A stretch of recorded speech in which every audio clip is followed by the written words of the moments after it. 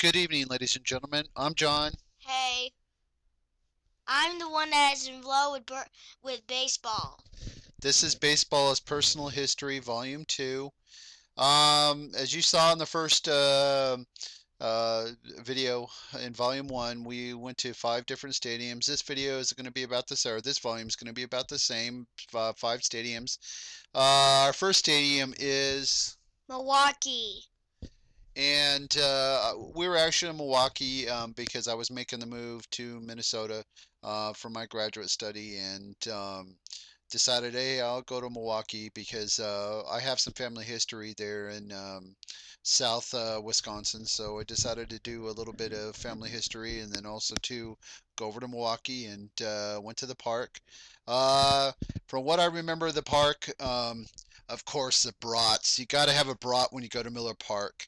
Didn't What's really. a brat? A brat's like a hot dog, but it's more of a sausage, a German sausage. Uh, So this one, we were in Oakland. Little did I know when we went to Oakland at this time that I'd be moving to Northern California a few years later.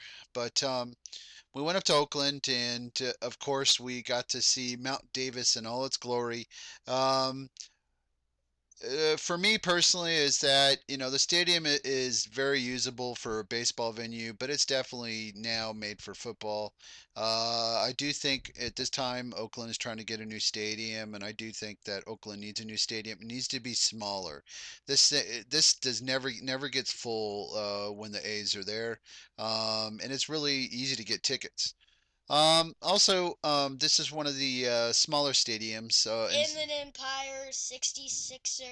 yeah, the Inland Empire, which is in San Bernardino, California. And I also too have some family history in the Inland Empire. A lot of my family was born in the Empire, and or my mom and my aunt were born in the Inland Empire. But also too is that my grandmother lived in the Inland Empire for several years, and I do have some family members who are buried there as well. Um, but this is really the first stadium that we really truly said, okay, let's. I think we're on our roll here. Um, the next stadium is in Lancaster. It's near Edwards Air Force Base in California. And what's cool about this stadium is that they're very much into sort of the history of Edwards here at this park. But what's also particularly cool about this park on this day is they had, which I don't see very often in minor league parks, is they had a jet flyover.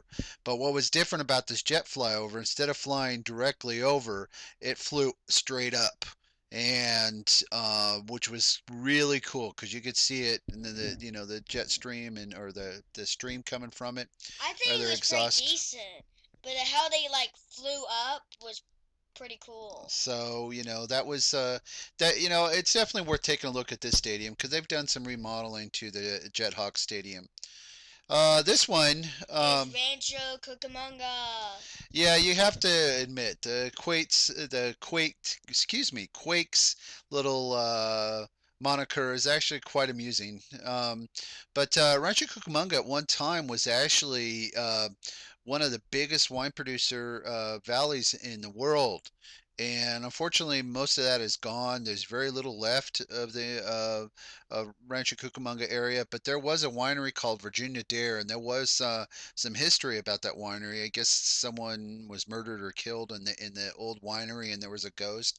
But that building has long been since demolished.